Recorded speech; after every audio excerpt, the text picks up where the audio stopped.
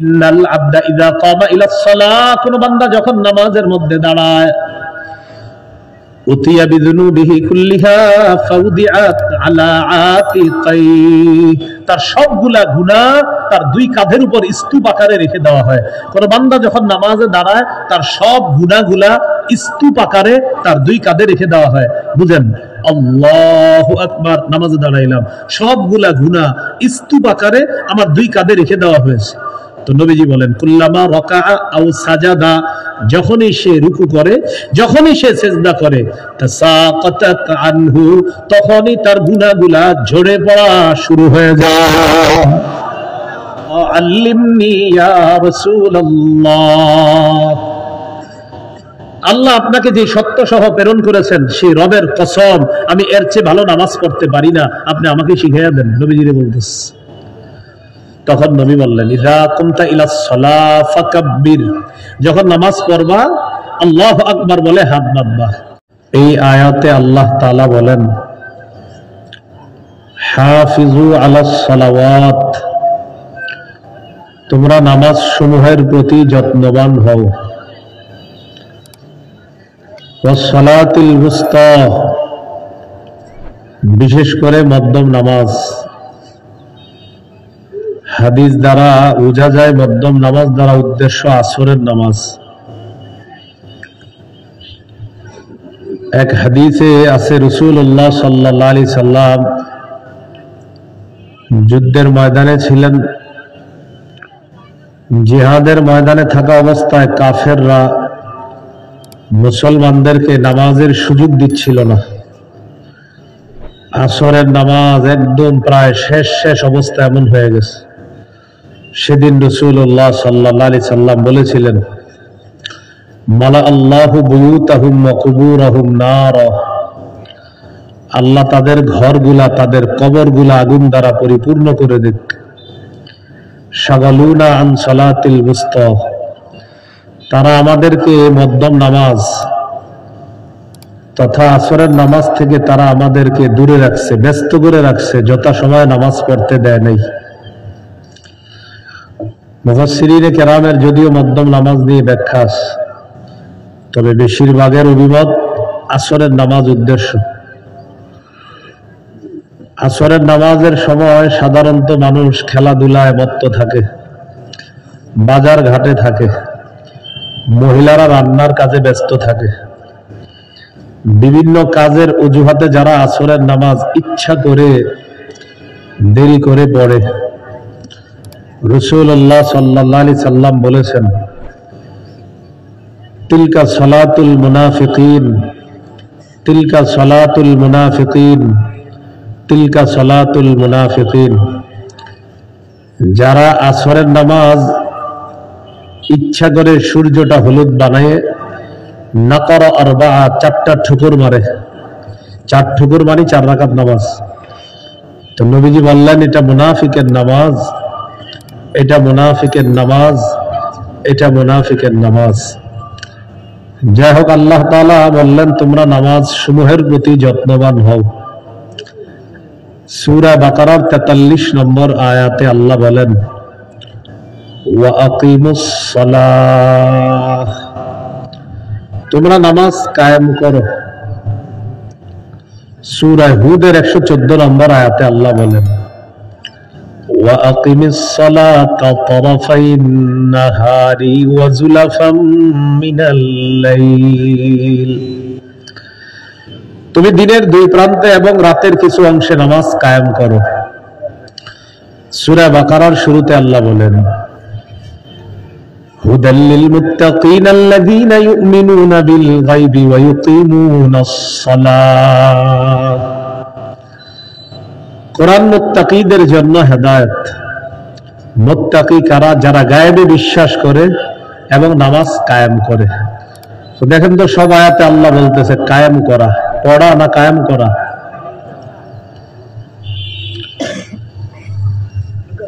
সূরা আনকাবুতের 15 নম্বর আয়াতে আল্লাহ, 42 নম্বর আয়াতে আল্লাহ বলেন, উতলু মা উহিয়া ইলাইকা মিনাল কিতাবি ওয়া আকিমিস সালাহ, নবী আপনার প্রতি যে ওহী অবতীর্ণ করা হয়েছে কিতাব যেটা ওহী হিসাবে আপনাকে দেওয়া হয়েছে এটা আপনি তেলাওয়াত করে শোনান। ওয়া আকিমিস সালাহ, আপনি নামাজ কায়েম করেন, পড়েন না কায়েম করেন? কায়েম। সূরা তাহা 14 নম্বর আয়াতে আল্লাহ বলেন, ইন্নানি আনাল্লাহ লা ইলাহা ইল্লা আনা ফা'বুদনি ওয়া আকিমিস সালাতা লিযিকরি। আমি আল্লাহ, আমি ছাড়া কোনো ইলাহ নাই, আমারই ইবাদত করো, আমার শরণার্থে নামাজ কায়েম করো। পড়ো না কায়েম করো? কায়েম করো। নামাজ কায়েম করতে আল্লাহ বললেন, এটার দ্বারা কি উদ্দেশ্য? নামাজ কায়েম করা দ্বারা মৌলিক 5টি উদ্দেশ্য। 1 নাম্বার, আল মুহাফাজাতু আলা শুরুতিস সালাহ, নামাজের পূর্বে কিছু শর্ত আছে, এই শর্তগুলোর প্রতি যত্নবান হওয়া। 2 নাম্বার, আল মুহাফাজাতু আলা রুকুই ওয়াস সুজুদ, ধীরস্থির ভাবে রুকু সিজদা করার প্রতি যত্নবান হওয়া। 3 নাম্বার, আল মুহাফাজাতু আলাল খুশুই ওয়াল খুজু, খুশু খুজু একাগ্র চিত্তে নামাজ পড়া, এই ব্যাপারে যত্নবান হওয়া, মানে নামাজ কায়েম করা। 4 নাম্বার, পরিবারের সদস্যদেরকে নামাজের হুকুম করা, মানে নামাজ কায়েম করা। 5 নাম্বার, রাষ্ট্রের প্রতিটি মুসলমান যেন নামাজি হয়ে যায়, এই চেষ্টা অব্যাহত রাখা, মানে নামাজ কায়েম করা। এই হলো নামাজ কায়েম দ্বারা মৌলিক 5টা উদ্দেশ্য। 1 নাম্বার, নামাজের পূর্বে কিছু শর্ত আছে, এই শর্তগুলার প্রতি যত্নবান হওয়া, মানে নামাজ কায়েম করা। যেমন শরীর পাক, কাপড় পাক, নামাজের জায়গা পাক, সতর ঢাকা, কেবলামুখী হওয়া, সময় মতো নামাজ পড়া, নামাজের নিয়ত করা, এইগুলার প্রতি যত্ন দেওয়া, গুরুত্ব দেওয়া, মানেও নামাজ কায়েম করা। শরীর পাক দ্বারা উদ্দেশ্য ওযু না থাকলে ওযু করা, গোসল ফরজ হলে গোসল করা। সূরা মাইদার 6 নম্বর আয়াতে আল্লাহ বলেন, ইয়া আইয়ুহাল্লাযীনা আমানু ইযা কুমতুম ইলাস সালাহ ফাগসিলু ওয়ুজুহাকুম ওয়া আইদিয়াকুম ইলাল মারাফিকি ওয়ামসাহু বিরুউসিকুম ওয়া আরজুলাকুম ইলাল কা'বাইন। হে ঈমানদারগণ, যখন তোমরা নামাজের ইচ্ছা করো তখন তোমাদের মুখমণ্ডল ধৌত করো, 2 হাত ধৌত করো, মাথা মাসাহ করো, 2 পা ধৌত করো। ওযুর 4 ফরজ এখানে চলে আসছে। ওয়া ইন কুনতুম জুনুবান ফাত্তাহহারু, যদি তোমরা জুনুবী হও, অপবিত্র হও, তাহলে তোমরা পবিত্রতা অর্জন করো। গোসল ফরজ হলে তোমরা গোসল করো। সহিহ বুখারীর বর্ণনা 6956 নম্বর হাদিস। عن أبي هريرة رضي الله تعالى عنه عن النبي صلى الله عليه وسلم قال لا يقبل الله صلاة أحدكم إذا أحدث حتى يتوضأ। রাসূলুল্লাহ সাল্লাল্লাহু আলাইহি সাল্লাম বলেন, তোমাদের মধ্যে কোন ব্যক্তির যদি ওযু না থাকে, যতক্ষণ সে ওযু না করবে ততক্ষণ তার নামাজ আল্লাহ তাআলা কবুল করবেন না। তিরমিজির 4 নম্বর হাদিস। قال رسول الله صلى الله عليه وسلم مفتاح الجنة الصلاة ومفتاح الصلاة الطهور। নবীজি বলেন, নামাজের চাবি হলো পবিত্রতা, জান্নাতের চাবি হলো নামাজ। দুনিয়াতে নামাজ পড়ি যারাই, নামাজের চাবি হলো পবিত্রতা, আর জান্নাতের চাবি হলো নামাজ। জান্নাতের চাবি নামাজ, নামাজের চাবি পবিত্রতা। তো পবিত্রতা অর্জন করা, এই যে নামাজের আগে আপনার পবিত্র আছে কিনা শরীর, ওযু আছে না নাই, এটা একটু মনে করা, চেক করা, মানে নামাজ কায়েম করা। কাপড় পবিত্র না থাকলে পবিত্র করা, পায়খানা করে দিল কিনা, বাচ্চা প্রস্রাব করে দিল কিনা, এটা চেক করা মানিও নামাজ কায়েম করা। সূরা মুদ্দাসসিরের 4 নম্বর আয়াতে আল্লাহ বলেন, ওয়া থিয়াবাকা ফাতাহহির, নবী আপনি আপনার কাপড়গুলো পবিত্র করেন। সহিহ বুখারীর বর্ণনা 227 নম্বর হাদিস, জাআত ইমরাআতুন নবী সাল্লাল্লাহু আলাইহি ওয়াসাল্লাম فقالت أرأيت إحدانا تحيض في ثوبك فكيف تصنع يا رسول الله। এক মহিলা নবীজির কাছে আসছে, মাসালা জিজ্ঞাসা করলেন। আসার পর, হুজুর আমাদের নারীদেরকে আল্লাহ তাআলা একটা অসুস্থতার সম্মুখীন করেন, এটা আল্লাহ প্রদত্ত একটা অসুস্থতা, একটা ওজর আছে নারীদের। এই ওজরের সময় আমাদের কাপড়ে যদি কোনো নাপাকি লাগে, এটা পবিত্র করার কি উপায়? فقال رسول الله صلى الله عليه وسلم تحته ثم تكرسه بالماء। নবীজি বললেন, এটা প্রথমে ঘষে উঠাবে, এরপর পানি দিয়ে রিগড়িয়ে নিবে, ওয়া তানদাহুহু, এরপর এই কাপড়টা ভালোভাবে চিপবে, এরপর শুকাতে দিবে, সুম্মা তুসাল্লি ফীহি, শুকানোর পর এই কাপড় পবিত্র হবে, এরপর এই পবিত্র কাপড়ে সে নামাজ পড়বে। হাদিস থেকে আমরা মাসালা যেটা আমাদের দরকার সেটা হলো, কাপড় অপবিত্র থাকলে নামাজের পূর্ব শর্ত এটাকে পবিত্র করা।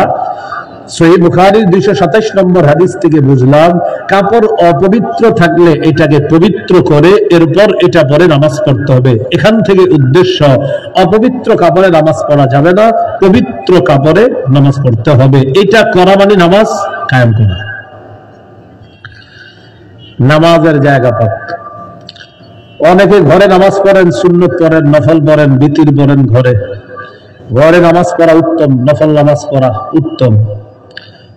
আবু দাউদের হাদিসে আছে 2042 নম্বর হাদিস, قال رسول الله صلى الله عليه وسلم لا تجعلوا بيوتكم قبورا।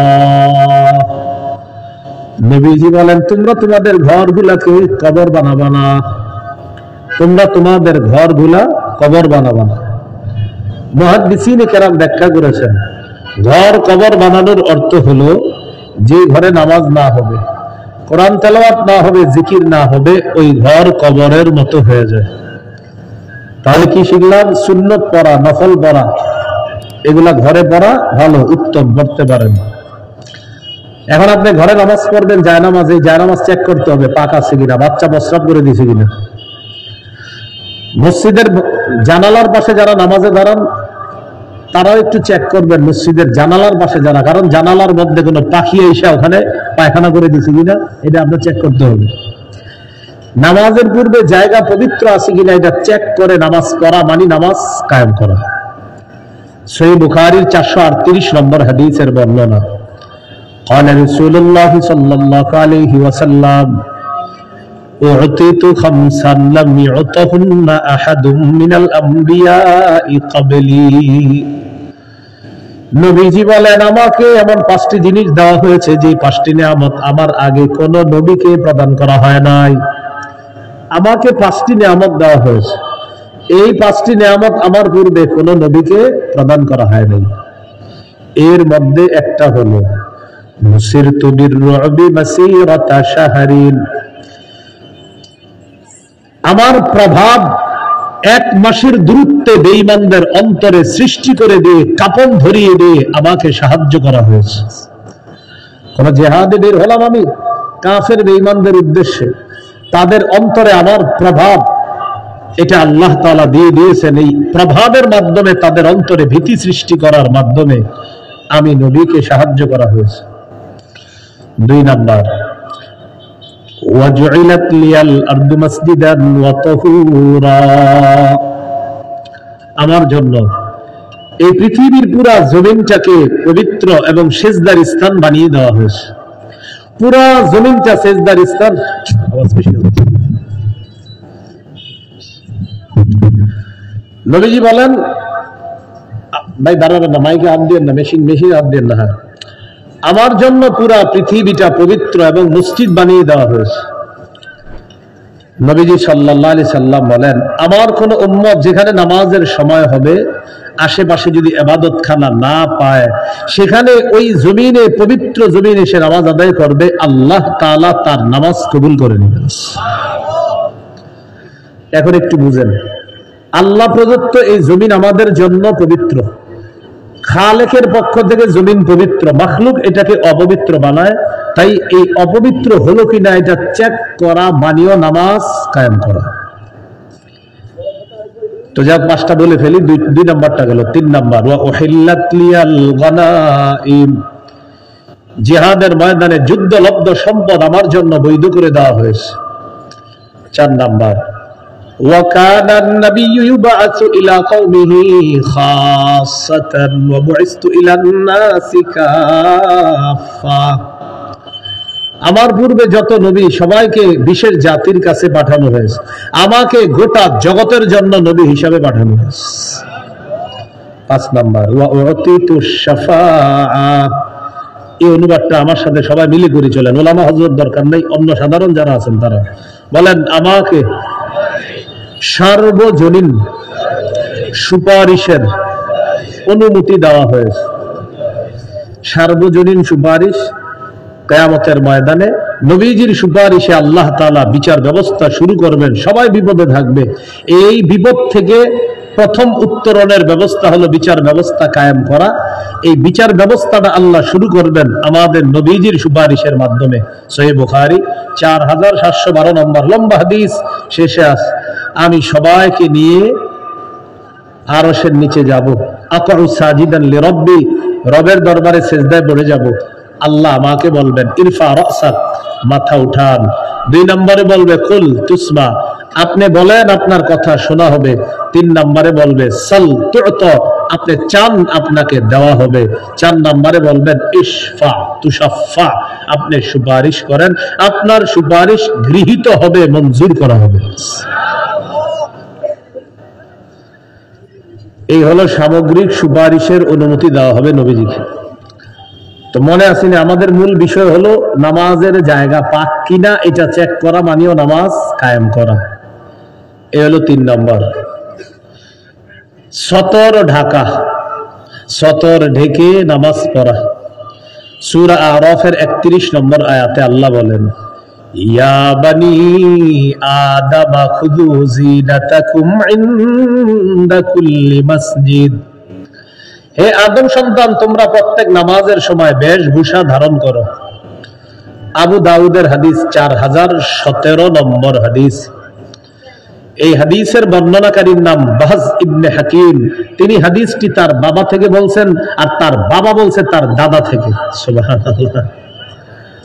আন বাহজ ইবনে হাকিম আন আবিহি আন জাদ্দিহি قال قلت يا رسول الله عوراتنا ما نأتي منها وما نذار, নবীজিকে আমি জিজ্ঞাসা করলাম, ইয়া রাসূলুল্লাহ, সতর কতটুকু ঢাকতে হবে আর কতটুকু খোলা রাখবো?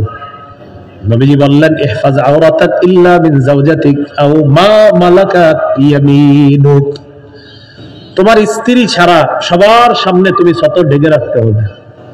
সাহাবী বললেন, ইদা কানাল কওমু বা'দুহুম আলা বা'দিন, হুজুর যখন সবাই একসাথে থাকে তখন কিভাবে সতর ঢাকবে? উদ্দেশ্য, অনেকে মেসে থাকেন, আপনারা মেস 4-5 জন বন্ধু একসাথে, মেয়েরা হোস্টেলে থাকে, মহিলা হোস্টেলে, তাদের সতের কি হবে? তো নবীজি বললেন, ইনস্তাতাতা আন লা ইয়ারায়ান্নাহা আহাদুন ফালা ইয়ারায়ান্নাহা, যথাসম্ভব একজন পুরুষ আরেক পুরুষের সতর দেখবে না, একজন নারী আরেক নারীর সতর দেখবে না। সাহাবী প্রশ্ন করলেন, ইযা কানা রাজুলু খালিয়ান ইয়া রাসূলুল্লাহ, হুজুর ঘরে যদি কেউ একা থাকে তখনও কি সতর ঢাকা লাগবে? নবীজি জবাব দিলেন, আল্লাহু আহাক্কু আইয়ুস্তাহিয়া মিনহু মিনান নাস, ঘরে যখন দরজা বন্ধ, জানালা বন্ধ, কেউ নাই, কোনো মানুষ নাই, তখন আল্লাহ, মানুষের চাইতে তুমি আল্লাহকে বেশি লজ্জা পাওয়া দরকার, তখন আরো বেশি করে সতর ঢাকবা। ঘরে একা আছেন তো বললেন, হুজুর তখনও কি সতর ঢাকা লাগবে? নবীজি বললেন, ঘরে যখন আসো তখন আল্লাহকে বেশি লজ্জা পাও, তখন সতর আরো বেশি করে তোমার ঢাকতে হবে। তো এই হাদিস থেকে আমরা বুঝলাম সতর ঢেকে নামাজ তো পড়তে হবে। পোশাক 3 প্রকার, এর মধ্যে একটা হলো ওয়াজিব পোশাক। সতর ঢেকে রাখা যায় যতটুকু পোশাক দিয়ে, এতটুকু পোশাক ওয়াজিব, এ ঢাকতেই হবে আপনার। কিবলামুখী হয়ে নামাজ পড়া। রাসূলুল্লাহ সাল্লাল্লাহু আলাইহি সাল্লাম 17 মাস 18 মাস বাইতুল মুকাদ্দাসের দিকে ফিরে নামাজ পড়ে, কিন্তু মনটা চায় কিবলা যেন আবার কাবার দিকে আল্লাহ করে দেয়। এটা মন চায়, মুখ দিয়ে বলতে পারে না, খালি আকাশের দিকে তাকায় এভাবে। সূরা বাকারার 148 149 নম্বর আয়াত আল্লাহ নাজিল করে দিলেন। আল্লাহ বলেন, قد نرى تقلب وجهك في السماء فلنولينك قبلة ترضاها। হাবিব, আপনি যে বারবার আকাশের দিকে মাথা উঠান আর নামান, কেন নামান আর উঠান আমি কিন্তু দেখি আর আমি জানি আপনি এমন কেন করেন। এই যে আপনি খালি এমন করেন আমি জানি। আপনার মন চায় কিবলাটা আবার কাবার দিকে করে দিতে। ফালানুওয়াল্লিয়ান্নাকা কিবলাতান তারদাহা, অবশ্যই অবশ্যই আমি আপনার চেহারাটা আবার ওই কাবার দিকে ফিরিয়ে দিব যে কিবলাটা আপনার মনোভূত, আপনার মন যেটা চাইতেছে ওই মনোভূত কিবলাটা, তথা আপনি এখন থেকে কাবার দিকে ফিরে আবার সালাত আদায় করবেন। অচিরেই অবশ্যই অবশ্যই আমি আপনার চেহারাটা আবার কাবার দিকে ফিরিয়ে দিব। 4 রাকাত ওয়ালা নামাজে নিয়ত করছে, বাইতুল মুকাদ্দাসের দিকে ফিরে 2 রাকাত করে ফেলছে, বাকি আছে কয় রাকাত?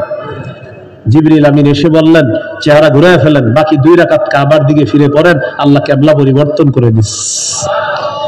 এই জন্য এই মসজিদকে বলা হয় মসজিদে জিল কিবলাতাইন, 2 কিবলার মসজিদ। এক মসজিদে নবীজি একই নামাজ 2 কিবলার দিকে ফিরে পড়েছিলেন, এই জন্য এটাকে কি বলা হয়? মসজিদু জিল কিবলাতাইন, 2 কিবলার মসজিদ। তাহলে কিবলামুখী হয়ে নামাজ পড়া। আপনি মুসাফির কোথাও গেলেন, যাওয়ার পর আপনার মনে হবে পশ্চিম কোনটা, আর একটা মনে হবে আপনার মনে হবে যে মনে হয় পশ্চিম ওইটা, বাস মনে হয়ে আল্লাহু আকবার দাঁড়ায় গেছে। অথচ আশেপাশে দোকান ছিল, আশেপাশে মানুষ ছিল, এমন না যে কেউ নাই। কেউ না থাকলে মাসালা, তখন আপনি ভাববেন মন যেটা সায় দিবে সেটা, কিন্তু এখানে মানুষ আছে, সব আছে, কাউরে না জিজ্ঞাসা করে আল্লাহু আকবার দাঁড়ায় গেছেন, সুবহানাল্লাহ। মাগরিবের নামাজে দাঁড়াইছেন, তো মুসাফির মানুষ মাগরিব তো 3 রাকাতই পড়বেন। 3 রাকাতে যখন সালাম ফিরাবেন একজন এসে ইন্না লিল্লাহ, আপনি তো উত্তর দিকে ফিরে নামাজ পড়ছেন। আপনি আগে জিজ্ঞাসা করবেন না। এই জন্য কিবলা আপনার ঠিক আছে কিনা এটা নির্ণয় করা সঠিকভাবে, এই যে কিবলা নির্ণয় করে নামাজ আদায় করা মানে নামাজ কায়েম করা। কোথাও গেছেন আপনি, আপনার প্রতি হুকুম হলো নামাজ কায়েম করো, তা আপনি গিয়ে বাস নামাজ কায়েম শুরু করে দিচ্ছেন উত্তর দিকে হয়ে না। আপনি কিবলা নির্ণয় করে নামাজ পড়াটা মানিও নামাজ কায়েম করো। ভাই বুঝে আসতেছে সবার? এই জন্য আল্লাহ বলছে নামাজ কায়েম করো। সময় মতো নামাজ পড়া। সূরা নিসার 103 নম্বর আয়াতে আল্লাহ বলেন, ইন্নাস সালাতা কানাত আলাল মুমিনিনা কিতাবাম মাওকুতা, নিশ্চয়ই মুমিনদের উপর সময় মতো নামাজ পড়া ফরজ। নিশ্চয়ই মুমিনদের উপর সময় মতো নামাজ পড়া ফরজ। সহিহ বুখারীর বর্ণনা, 527 নম্বর হাদিস। এই হাদিসের বর্ণনাকারী আব্দুল্লাহ ইবনে মাসউদ রাদিয়াল্লাহু তাআলা তিনি বলেন, সাআলতু রাসূলুল্লাহ সাল্লাল্লাহু আলাইহি ওয়াসাল্লাম আইয়ুল আমালি আহাব্বু ইলাল্লাহ, নবীজিকে প্রশ্ন করলাম, ইয়া রাসূলুল্লাহ, আল্লাহর কাছে সবচেয়ে পছন্দনীয় আমল কোনটি আপনার কাছে জানতে চাই। নবীজি বললেন, as-salatu ala waqtiha, সময় মতো নামাজ পড়া। সুবহানাল্লাহ। তাহলে এক অংশ আমি, বাকি অংশ আপনারা বলেন তো, আল্লাহর কাছে সবচেয়ে পছন্দনীয় আমল কোনটি? সময় মতো নামাজ পড়া, এটা আল্লাহর কাছে সবচেয়ে পছন্দনীয় আমল। তো সময় মতো আমরা নামাজ পড়ব। মাগরিবের নামাজ আর আসরের নামাজ আর জোহর, এই 3 ওয়াক্ত নামাজ শীতকালে কিন্তু বেশি সময় থাকে না। জোহর পড়বেন, একটু পরে আল্লাহু আকবার, আসর পড়ার পর খালি 1 কাপ চা খাইতে গেছেন, বাস একটু পরে মাগরিব। তাহলে শীতকালে জোহর আসর মাগরিব কঠিন গুরুত্ব দিতে হবে। মানে আপনার মনে হবে না আর একটু পরে পড়ি নামাজ, জানা আপনি একটু পরে পড়তে গেলে দেখবেন সব শেষ। এই জন্য শীতকালে জোহর আসর মাগরিব সময় মতো কঠিন গুরুত্ব দিতে হবে শীতকালে। সময় হয়ে গেছে, নামাজ পড়ে ফেলেন, অপেক্ষা করা দরকার নাই। অনেক সময় মাহফিলগুলোতে আমরা অপেক্ষা করি যে অমুকে আসলে মাগরিবের জামাতে দাঁড়াবো না, এটা শরীয়তের নির্দেশনা। 4 মাযহাবের ফতোয়া, মাগরিবের আজানের পর বিলম্ব না করা, দাঁড়িয়ে যাওয়া। ইদানিং কালে আমাদের দেশে ওলামা হযরত এখানে আছে, মাগরিবের পর কেন যেন 5-10 মিনিট দেরি করে, মাগরিবের আজানের পরে ওই হুজুর দ্বারা মাসালা কয়, বুঝায় না, আমি বুঝতেছি না এটা কি শুরু হলো। আমি বলছি 4 মাযহাবের ফতোয়া, মাগরিবের আজানের পর দেরি না করা। কিন্তু মাগরিবের আজানের পর কেমন যেন একটা ফ্যাশন হয়ে দাঁড়িয়েছে এখন, যে না আজানের পর একটু। অনেকে বলবেন হুজুর মুসল্লি যেন বেশি আসে, আপনি নিয়ম করছেন বলে এখন আজানের পরে মাগরিবের সাথে সাথে মুসল্লি আসে না, কারণ মুসল্লিরা জানে আজান হয়েছে, একটু পরে যায় আস্তে আস্তে। আর যখন মাগরিবের আজানের সাথে সাথে জামাত দাঁড়াইতো, তো মুসল্লিরাও আগে দেখতাম আমরা মাগরিবের আজানের আগে মসজিদের সামনে পুকুর ঘাট আছে, ওখানে আইসা মুসল্লিরা আস্তে আস্তে বসে যেত, একটু পরে আজান হবে, নামাজ দাঁড়াতে হবে। ইদানিং মাগরিবের আজানের আগে মুসল্লি অত আসে না, কেন জানে আজানের পরে সময় আছে, পরে যাই। কিন্তু 4 মাযহাবের ফতোয়া কি? ফতোয়া কি মানে আমি এটা বলে গেলাম, এখানে ওলামা হযরত ওলামায়ে কেরামের মাহফিল। এটা মাগরিবের আজানের পর কোন সুরত আছে কিনা যে দেরি করার? কাবার মাসালা বা মক্কার মাসালা সেটা ভিন্ন হতে পারে, কিন্তু এইখানে হুজুর আসবে দাঁড়াবো না, এর জন্য মাসালা না। মাগরিব দাঁড়িয়ে যেতে হবে তাড়াতাড়ি। একটা মাগরিবের সময় 20 জন মোটরসাইকেল নিয়ে যায় হুজুরে রিসিভ করতে, বা 30 জন যায়। যদি ভাইরাল আলোচক হয় তাহলে তো তাকে রিসিভ করতেই হবে। তো একটা বাইক গেলে হয় না, 30টা না গেলে এটা তো সুন্দর হয় না, কারণ এক বাইক গেলে এটা তো কেমন, এটা তো আর ভিডিও হবে না। 30টা গেলে এটা ভিডিও হবে, এটা আলাদা একটা ভাবসাবাস। 15টা সামনে 15টা পিছনে, মাঝখানে হুজুরের গাড়ি থাকবে, এটা ভিডিও হবে। আগামীকাল আমরা এটা ফেসবুকে দিয়ে বলবো আরিফ বিন হাবিবের সাথে কাটানো কিছু মুহূর্ত। তো এটা করতে গিয়ে মাগরিবের সময়, আপনাদের এলাকায় না হইলেও পৃথিবীতে হয়, মাগরিবের সময় এই ছেলেগুলা বাইক নিয়ে দাঁড়ায় আছে, মসজিদে ঢুকে না কেন? যদি হুজুর চলে যায়, মাগরিব যাক, হুজুর না যাক। তো এটা আপনি কি করলেন? হুজুর বড় না মাগরিব বড়? মাহফিল বড় না মাগরিব বড়? আপনি হুজুরে ফোন দিয়ে দেন, হুজুর আমরা অমুক জায়গায় দাঁড়িয়ে আছি, আপনাকে রিসিভ করার জন্য আমাদেরকে পাঠিয়েছে, তো আমরা আপনাকে নেওয়ার জন্য এসেছি। হুজুর আমরা মসজিদে ঢুকলাম, আপনি যদি কোথাও নামাজ পড়ে থাকেন ঠিক আছে, আর আপনি এখানে এসেও নামাজ পড়তে পারেন, আমরা যে মসজিদে ঢুকছি। হুজুর আপনার কথা উনি শুনলে শুনলো, না শুনলে নাই, কারণ উনি শুনুক বা না শুনুক এতে দেখার কিছু নাই, আমার রবের হুকুম আমার পালন করতে হবে। ইন্নাস সালাতা কানাত আলাল মুমিনিনা কিতাবান মাওকুতা, সময় মতো মুমিনদের উপর নামাজ পড়া ফরজ। তো এই বিষয়গুলো আমরা মাথায় রাখবো ভাই। বিশেষ করে মাগরিবের সময় কোনো আলোচককে রিসিভ করতে গেছেন, জিজ্ঞাসেন কি হয়েছে, এই জন্য আপনি মাগরিব থুয়ে দাঁড়ায় থাকবেন না। আলোচক নাইলে একটু ভুল করে এদিক সেদিক গেল, চলে গেল, সমস্যা নাই, কিন্তু আপনি মাগরিব ছাড়তে পারছেন না, কারণ এটার তো সময় বেশিক্ষণ নাই। আপনার তো কোনো ওজরও না যে আপনি মাগরিব ছেড়ে দিবেন। আল্লাহ আমাদেরকে কথাগুলা বোঝার তৌফিক দান করেন। সময় মতো মাগরিব পড়ছেন বাংলাদেশ এয়ারপোর্টে। বাংলাদেশ এয়ারপোর্টে আপনি মাগরিবের নামাজ সময় মতো পড়ছেন, পড়ার পর প্লেনে উঠছেন, যাবেন সৌদি আরব উমরা হজ করার জন্য। আল্লাহ সকলকে তৌফিক দান করেন। তো উমরা বা হজের উদ্দেশ্যে প্লেনে উঠছেন কখন? মাগরিব পড়ার পর। প্লেন পশ্চিম দিকে কিছুক্ষণ যাওয়ার পর দেখেন এখনো সূর্য ডুবে না, বাংলাদেশে সূর্য ডুবে গেছে। তো প্লেনে উঠছেন, উঠার পর প্লেন পশ্চিম দিকে গেছে, কারণ সৌদি আরব আমাদের দেশ থেকে পশ্চিম দিকে। যত পশ্চিমে যান সুবহানাল্লাহ, সূর্য যদি ডুবে না, টেনশনে পড়ে গেছেন, আমি না মাগরিব একবার পড়ছি, এখন কি হবে? তো একটু পরে আবার সূর্য ডুবছে। তো সূর্য ডুবার পর আবার মাগরিবের সময় হলো কোথায়? প্লেনে। এখন কি করবেন? প্রথম যেটা হলো, কোন হুজুর যদি প্লেনে থাকে, বেচারার মাথা শেষ। পুরা প্লেনের যারা আছে, হুজুর কি করবো, মাগরিব একবার পড়ছি, এখন কি হবে? আচ্ছা শুনে নেন, একটু আগে আমার সাথে বলেন একদিনে এক ওয়াক্ত নামাজ একবারই ফরজ। আবার একদিনে এক ওয়াক্ত নামাজ একবারই ফরজ। তাহলে মাগরিব যেহেতু পড়ে ফেলেছেন আজকের, এটা আজকের জন্য আর দ্বিতীয়বার আপনার উপর ফরজ না। আপনি একবার পড়ে ফেলেছেন, প্লেনে আবার মাগরিবের সময় হলেও আপনার আর মাগরিব পড়তে হবে না। আপনি মাগরিব পড়ে ফেলেছেন, একবার ফরজ, এটা আদায় করে ফেলছেন। মনে থাকবে এই কথাটা। তাহলে আবার সূর্য ডুবলেও আপনি ওটা করতে হবে না। হ্যাঁ, তো যাই হোক, সময় মতো নামাজ পড়া, তো সময় মতো নামাজ পড়ে নেওয়া, এটা মানিও নামাজ কায়েম করা। এরপরে নামাজের নিয়ত করা। আপনারা আজকে যারা আসর পড়ছেন মসজিদে বা এখানে, এই নিয়তে আসছেন যে আসরের নামাজের আগে হুজুরের ওয়াজ শুনবো কিছুক্ষণ, একটু পরে আসরের সময় হবে, আসর করে বাস নিয়ত হয়ে গেছে। বাসা থেকে বের হয়ে মসজিদে আসছেন আসরে পড়ার জন্য, তো এটা নিয়ত হয়ে গেছে, নতুন করে মুখ দিয়ে বলা দরকার নেই। ঈদের নামাজ আর জানাজার নামাজে হুজুরদের মাথা নষ্ট করে ফেলে জাতি। কোন নামাজ? ঈদের নামাজ আর জানাজা। হুজুর নিয়তটা একটু বলেন। আপনারা জানাজার নামাজে কোন নিয়তে দাঁড়াইছেন? একটা লাশ সামনে নিয়ে কি আপনি আসার নামাজ পড়বেন? তাহলে কোন নামাজ? তো হয়েই তো গেল নিয়ত। ঈদের মাঠে যে আসলেন, কোন নামাজ পড়তে আসছেন? তো হয়ে গেল নিয়ত।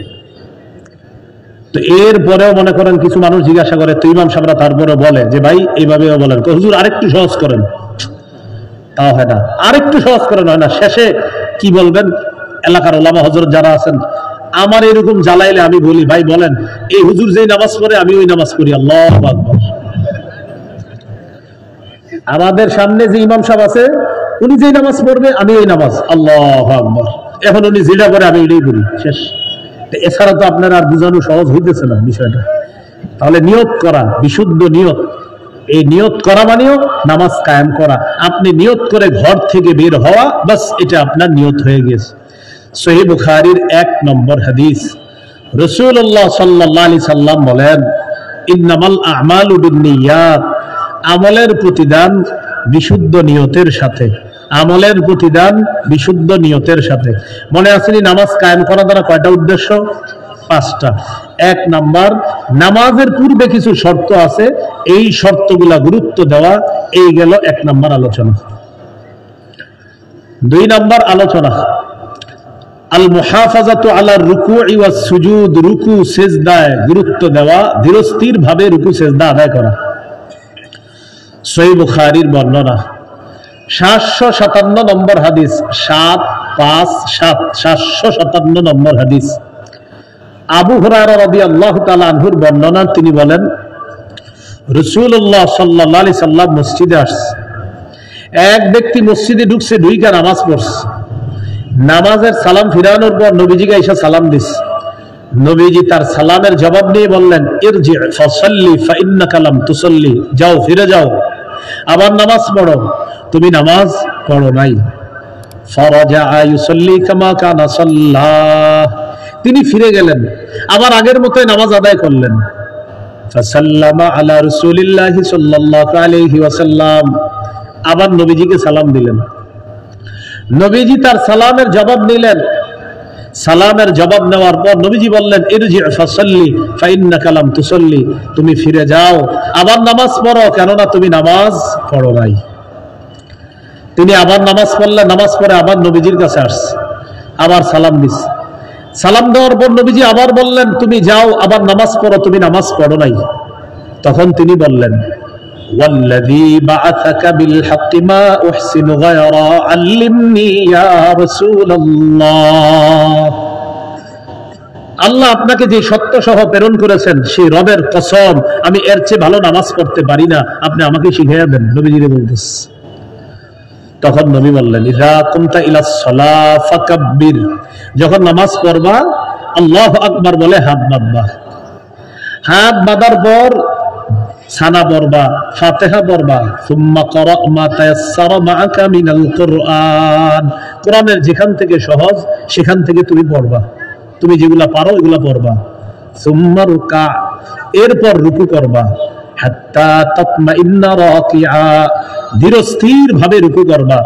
ইতমিনান আসছে এখানে, বুলেটের গতিতে রুকুতে গেলেন আর উঠলেন এমন না, ধীরস্থির ভাবে রুকু করা।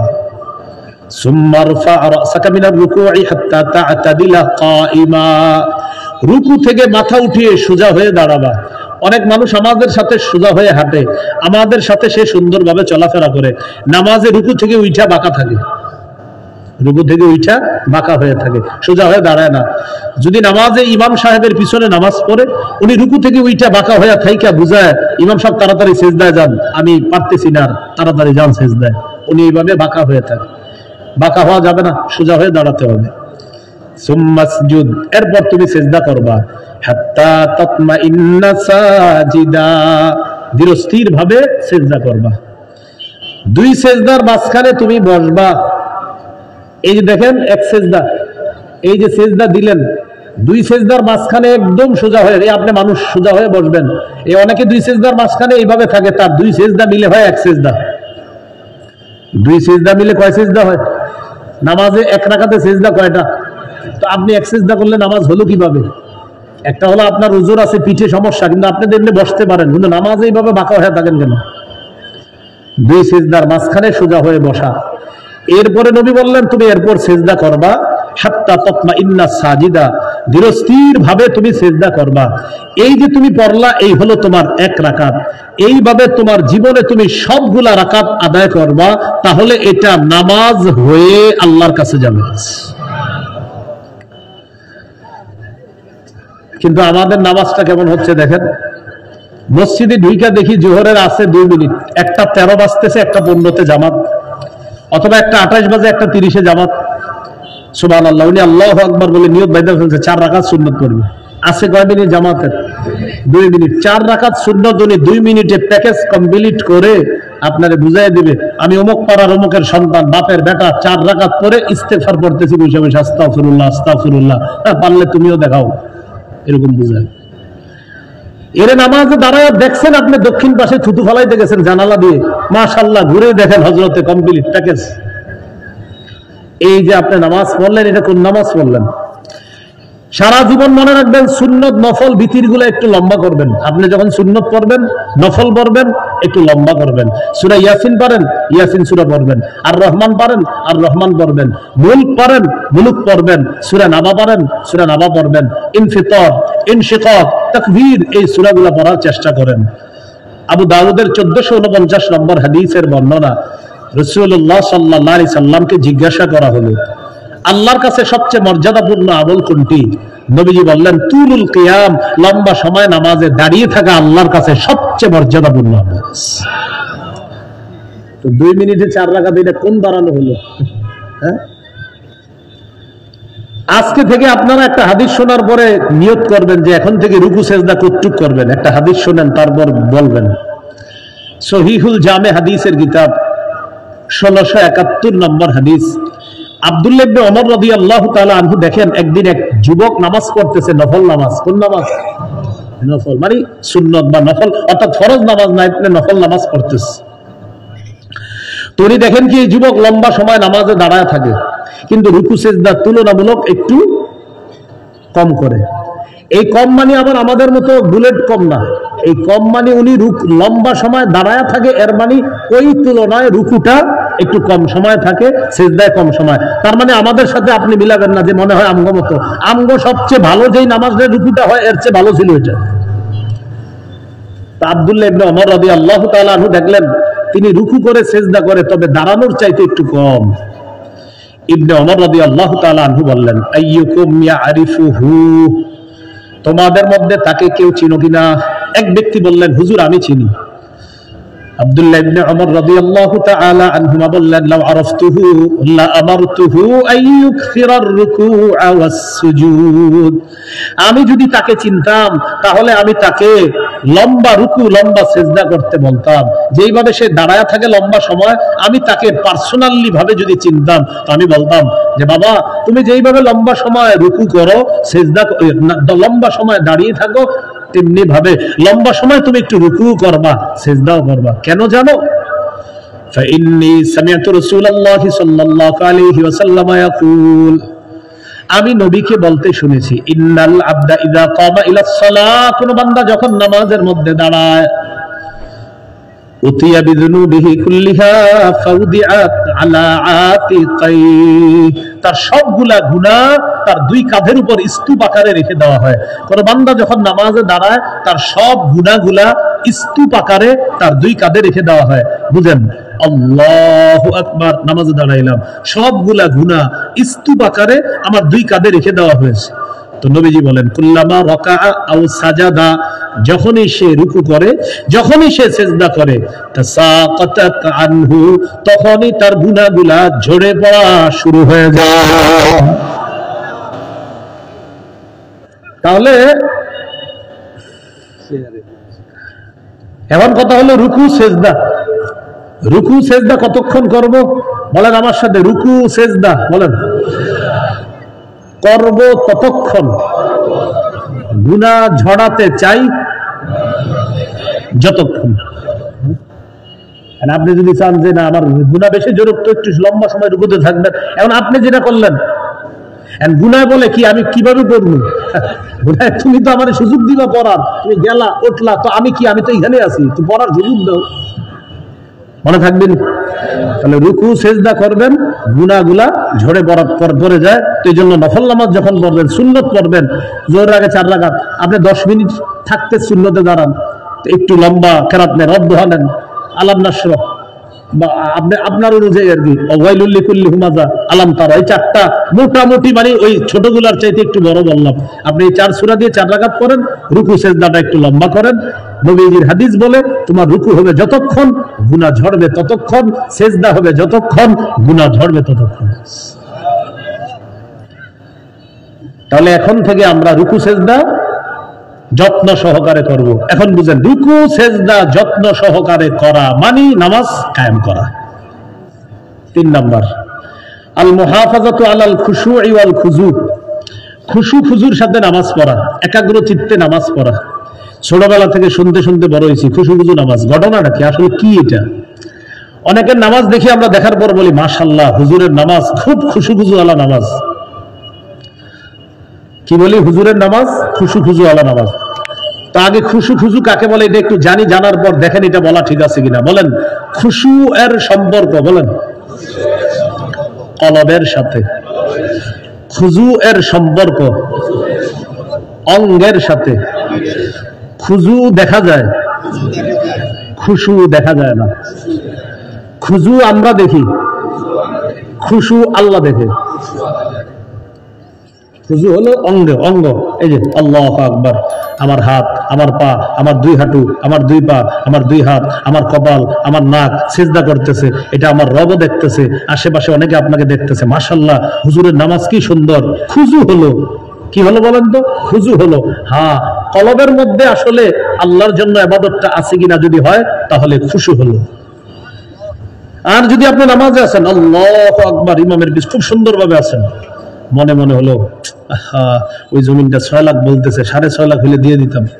তাহলে আমরা দেখতেছি লোকটা সুন্দরভাবে নামাজ পড়ে, কিন্তু তার খুশু যে নাই, দেখতেছি কে?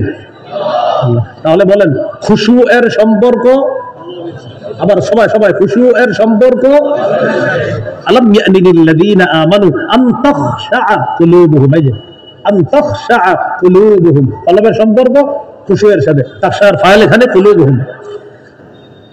তাহলে খুশু এটা দেখা যায় না, এটা আল্লাহ দেখে। খুজু এটা অঙ্গের সাথে সম্পর্ক। কোন ব্যক্তির নামাজ যদি খুশু খুজুর সাথে হয়, সেই নামাজের প্রতিদান আল্লাহ দান করেন। এবার আমার সাথে বলেন, যারা খুশু এবং খুজু, বিশেষ করে খুশুর সাথে নামাজ পড়বে, নামাজ তাদের জন্য একদম সহজ হয়ে যাবে। সূরা বাকারার 45 নম্বর আয়াতে আছে, ওয়া ইন্নাহা লাকাবীরাতুন ইল্লা আলাল খাশিঈন। নামাজ কঠিন, বিরাট বিষয়, তবে যারা খুশুওয়ালা ঈমানদার, যাদের কলবে আছে রবের ইবাদত, তাদের জন্য নামাজ একদম সহজ।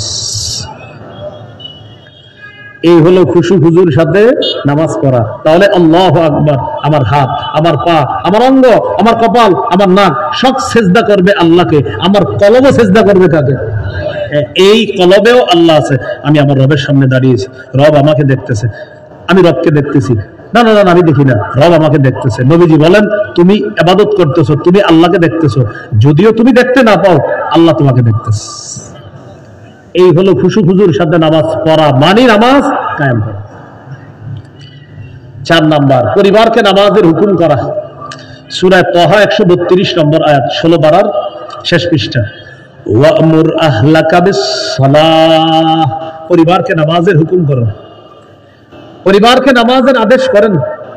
আপনার ছেলেটাকে নামাজের কথা বলেন, মেয়েটাকে নামাজের কথা বলেন। হুজুর তারা নষ্ট হয়ে গেছে, আর বললেন না। না, এটা বললেন না। নষ্ট হইলেও তো আপনার ছেলে, নষ্ট হলেও আপনার মেয়ে। 5 বছর নামাজের কথা বলছি, ছেলেটা নামাজ পড়ে না, 10 বছর বলেন। হুজুর 10 বছর বলছি, পড়ে না। আল্লাহ যদি হায়াত দেয় আপনারা 20 বছর বলেন। হুজুর বলছি হয় না, আল্লাহ হায়াত দিলে 40 বছর বলতে হবে। নামাজের কথা ওরা ডেলি বলতে হবে। পারিবারিক ঐতিহ্য এখন হারিয়ে গেছে। ফজরের সময় পরিবারের মুরব্বীরা ডাক দিত, এই সবাই উঠছে নামাজের জন্য। এই ঐতিহ্য এখন আর নাই, এই ঐতিহ্য হারিয়ে গেছে। আমার আম্মা এখন এই ঐতিহ্য ধরে রাখছে, আলহামদুলিল্লাহ। আমার আম্মা, আমাদের আম্মা প্রতিদিন এখনো আম্মা আম্মা আয়সা উঠছস তোরা। প্রথমবার আমার ঘুম একটু গভীর। আমার এই গত আপনার 20 তারিখ ও 21 তারিখে কেরিহর মাদ্রাসায় বয়ান করে বাড়িতে ছিলাম, আম্মা ছিলেন বাড়িতে। তো রাত্রে ঘুমাইছি। আমার অভ্যাস ফজরের সময় আয়সা ডাকে, উঠছস? জি আম্মা উঠছি। জি আম্মা উঠছি বলে আবার ঘুমাই গেছি, গভীর ঘুম। আবার ডাকছি, উঠছস? জি আম্মা উঠছি। এটা দ্বিতীয়বার। তৃতীয়বার আম্মা যে কথাটা বলে, এটা বললে আমরা আর কেউ শুয়ে থাকি না। এগুলো মাদ্রাসায় কেন পড়াইছি, এতবার ডাকা লাগে, এইটা বললে ওইটা দোষ। এই শাসনগুলো এখন পরিবারে আর পাবেন না, হারাই গেছে। এই পারিবারিক শাসনগুলো এখন আর নাই। আগে কলেজ ভার্সিটির ছেলে মেয়েরা বলেন সবাই ভয় পাইতো। ফজরের সময় একজন আরেকজনকে খোঁচাইতো, দাদা লাঠি নিয়ে আসতেছে, দাদি লাঠি নিয়ে আসতেছে, ওঠ তাড়াতাড়ি ওঠ। এটা এখন আর নাই, কারণ মুরব্বী পরিবারের যিনি দায়িত্বশীল তিনি ঘুমায় 4টায়, আর যাদেরকে শাসন করবে ওরা ঘুমায় 5টায়। তো বলেন শাসনটা হবে কিভাবে? আল্লাহ আমাদেরকে বুঝার তৌফিক দান করেন। এই গেল 5 নাম্বার। 4 নাম্বার পরিবারকে নামাজের কথা বলা। 5 নাম্বার রাষ্ট্রের সব মুসলমান যেন নামাজি হয়ে যায়, এই চেষ্টা করতে হবে। বাকি এই দায়িত্বটা 1 নাম্বার রাষ্ট্রপ্রধানের, পুরুষ রাষ্ট্রপ্রধানের। কার বলেন? কি রাষ্ট্রপ্রধান? এই জন্য আল্লাহরে বলবেন, আল্লাহ কিয়ামতের আগে বাংলাদেশে আর নারী শাসক চাই না। কি শাসক চাই না? সবাই জোরে বলেন, কেন? আরো জোরে, আরো জোরে। قال رسول الله صلى الله عليه وسلم, নবীজি জবাব দিচ্ছেন, লা ইফলিহা কওমুন ওয়াল্লাহু আমরাহুম ইমরাআ, ওই জাতি কিছুতেই সফল হবে না যে জাতি তাদের নেতৃত্বে কোনো নারীকে বসায় দেয়। সূরা হজের 41 নম্বর আয়াতে আল্লাহ বলেন, আল্লাযীনা ইম্মাক্কান্নাহুম ফিল আরদ আকামুস সালাহ ওয়া আতাউয যাকাত ওয়া আমারু বিল মা'রুফ ওয়া নাহাউ আনিল মুনকার। আমি যাদেরকে পৃথিবীর শাসন ক্ষমতায় বসাই তাদের মৌলিক কাজ হবে 4টা।